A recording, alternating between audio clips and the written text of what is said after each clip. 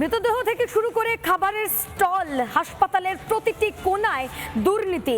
হাওড়ার হাটগাছায় সেই কারণে সিবিআই তদন্তকারী আধিকারিকরা পৌঁছে গিয়েছিলেন। ইতিমধ্যেই তল্লাশি চলছে বিপ্লব সিং এর বাড়িতে। আর কে বিপ্লব সিং? মেডিকেল সাপ্লায়ার বিপ্লব সিং, তার বাড়িতেই সিবিআই তদন্তকারী আধিকারিকরা। সেখান থেকে রয়েছেন আমাদের প্রতিনিধি তনয়। আমি তনয়ের কাছে চলে যাবো সরাসরি। তনয়, তোমার কাছ থেকে জানতে চাইবো এই মুহূর্তে সেখানকার কি ছবি রয়েছে এবং এই কে বিপ্লব সিং, কি পরিচয় তার?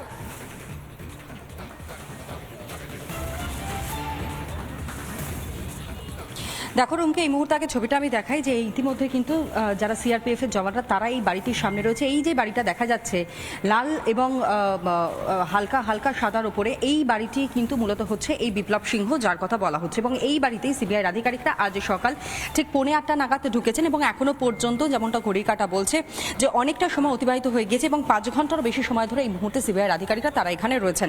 কিন্তু তুমি যে প্রশ্ন করলে যে কোথা থেকে এই বিপ্লব সিংহের লিঙ্কটা পাওয়া গেল, তুমি নিশ্চয়ই জানো যে আরজিকর মেডিকেল কলেজ হাসপাতালে প্রাক্তন যিনি অ্যাসিস্ট্যান্ট সুপার আক্তার আলী এবং তিনি যে দুর্নীতির অভিযোগগুলো সামনে এনেছেন, যে 15টা অভিযোগের সামনে আসে, তার প্রেক্ষিতে দাঁড়িয়ে কিন্তু এই বিপ্লব সিংহের নাম আসে। যে বিপ্লব সিংহ তিনি নাকি আরজিকর মেডিকেল কলেজ হাসপাতালে মেডিকেলের যে সকল সরঞ্জাম রয়েছে তা সাপ্লাই দিতেন, অর্থাৎ ব্যবসায়িক স্বার্থেই কিন্তু তার সঙ্গে নাকি সন্দীপ ঘোষের পরিচয় রয়েছে।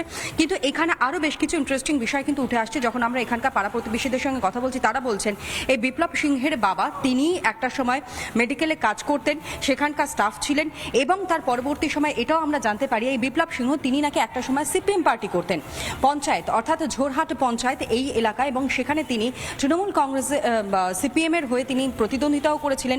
পঞ্চায়েত সদস্য হিসাবে তিনি যে লড়াই করেছেন, তারপর গিয়ে তিনি হেরে যান এবং পরবর্তী সময় তিনি আশ্রয় নেন তৃণমূল কংগ্রেসের।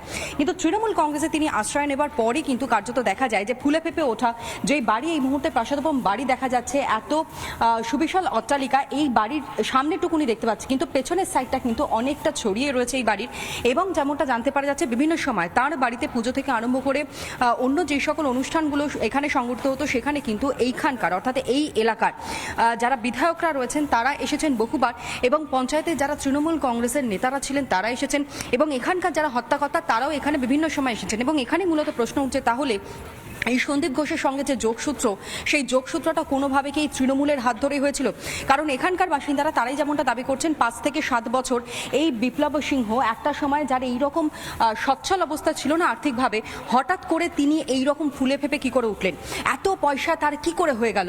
এবং সেই প্রশ্নই যখন সামনে আসছে, এমনকি এখানকার লোকজনকে হুমকি পর্যন্ত দিতে দেখা যেত একমাত্র প্রভাবশালী বলে, অর্থাৎ এই শাসক দলের ছত্রছায়াতে থাকার কারণেই তিনি এইরকমভাবে শাসানি দিতেন, এইরকমভাবে হুমকি দিতেন, এমনটাই অভিযোগ কিন্তু এখানকার বাসিন্দারা তারা করছেন। এবং এখান থেকে যেমনটা মনে করা হচ্ছে যে তৃণমূল কংগ্রেসের হাত ধরবার পর, এই ছত্রছায়া আসবার পরই কিন্তু বিপ্লব সিংহ তিনি সরাসরি ব্যবসা করতে পারেন এই আরজিকর মেডিকেল কলেজ হাসপাতালের সঙ্গে, যেখানে বুড়ি বুড়ি অভিযোগগুলো সামনে আসছে। এবং এখানে আরো একটা ইন্টারেস্টিং যেমনটা খবর আমরা পাচ্ছি, এই খবরের দিকে আমাদের নজর থাকবে। তনয়া, তুমি আমাদের সঙ্গে থাকো। আমাদের একাধিক প্রতিনিধি আমাদের সঙ্গে ছিলেন তনয়া, এলিনা এবং এরই পাশাপাশি সৈকত এবং তুলিকা। তোমাদের সকলকেই আপাতত ধন্যবাদ। প্রতিনিধি রয়েছে, আমাদের সঙ্গে রয়েছে তুলিকা, আমাদের সঙ্গে রয়েছে এলিনা, আমাদের সঙ্গে রয়েছে সৈকত এবং আমাদের সঙ্গে রয়েছে তনয়। আমি তনয়ের কাছে যাব, তবে তার আগে আপনাদের একবার দেখাই এই আরজিকরে আর কি দুর্নীতি রয়েছে। আরজিকরে স্টল দেওয়ার নামে বেলাগাম দুর্নীতি হয়েছে এবং এরই পাশাপাশি স্ত্রীরোগ বিভাগের বিল্ডিং এর পাশে একটি স্টল, সেই স্টলের অনুমতি নিয়েও স্বজন পোষণের অভিযোগ। আমাদের প্রতিনিধি অনুপমের একটি বিশেষ প্রতিবেদন দেখুন আগে।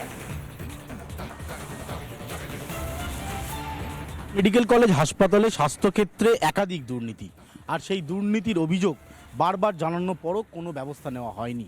অভয়ার মৃত্যুর পর একের পর এক খোলস খুলছে। জানা যাচ্ছে শুধু স্বাস্থ্যক্ষেত্রে দুর্নীতি বা ইকুইপমেন্ট কেনার ক্ষেত্রে দুর্নীতি নয়, বেআইনিভাবে হাসপাতাল চত্বরের ভেতরে বিভিন্ন স্টল দিয়ে দিতেন এই প্রিন্সিপাল এবং তার অ্যাসোসিয়েটরা।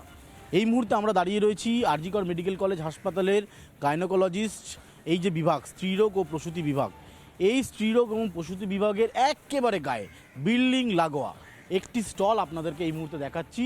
সূত্রের দাবি এই স্টলটা চন্দন লৌহার। কে চন্দন লৌহার? চন্দন লৌহার হচ্ছে অতীন ঘোষের অত্যন্ত ঘনিষ্ঠ, এবং এই অতীন ঘোষের ঘনিষ্ঠ হওয়ার কারণেই তাকে এই স্টল বেআইনিভাবে পাইয়ে দেওয়ার একটা অভিযোগ উঠছে। কোনোভাবেই এই স্টলের কোনো অনুমোদন ছিল না, কোনো কাগজ ছিল না। একটা মহিলা বসে এই দোকানে? মহিলার একটা লোক বসে। কি নাম জানো? না, আজকে খুললো না কেন? আজ রবিবার বলে তার জন্য বন্ধ। কালকে খোলা ছিল? কালকে খোলা। কিসের দোকান এটা? এটা চা কফি বিস্কুট তারপরে চিড়ে ভাজা সব। খাবারের দোকান। বর্তমানে স্টল চালান তার স্ত্রী ক্ষমা লৌহার। চন্দন লৌহার এবং ক্ষমা লৌহারের এই বেআইনি স্টল, এই স্টলেও একটা বড় দুর্নীতির অভিযোগ তুলছেন অভিযোগকারীরা। তারা বলছেন এই স্ত্রীরোগ এবং প্রসূতি বিভাগের লাগোয়া এই যে স্টল আমরা দেখতে পাচ্ছি, এই স্টল দীর্ঘ সময় ধরে চালানো হচ্ছে, কিন্তু এই স্টলের কোনো কাগজপত্র নেই, কোনো অনুমোদন নেই। হাসপাতাল চত্বরের ভেতরে এই রকম বিভিন্ন স্টল, বিভিন্ন ক্যাফেটেরিয়া, বিভিন্ন পার্কিং বেআইনিভাবে অনুমোদন দিয়ে গিয়েছিল সন্দীপ ঘোষ এবং তার অ্যাসোসিয়েটরা। এই প্রশ্নটা এই মুহূর্তে বড় হয়ে দাঁড়াচ্ছে যে এত দুর্নীতির পাহাড় যার নামে ওপরে, তাকে কেন এতদিন ছেড়ে রাখা হলো, কেন তার বিরুদ্ধে কোনো ব্যবস্থা নেওয়া হলো না, এই প্রশ্নটাই ঘোরাফেরা করছে। আরও এক স্টলের হদিশ আপনাদেরকে দিলাম। এই রকম বিক্ষিপ্তভাবে ছড়িয়ে ছিটিয়ে রয়েছে সন্দীপ ঘোষ এবং তার অ্যাসোসিয়েটদের দুর্নীতি। গোটা হাসপাতাল জুড়ে শুধু দুর্নীতি, দুর্নীতি আর দুর্নীতি, যার তদন্তে এই মুহূর্তে সিবিআই। ক্যামেরা অমিত শেঠের সাথে অনুপম পাত্র, রিপাবলিক বাংলা, আরজি।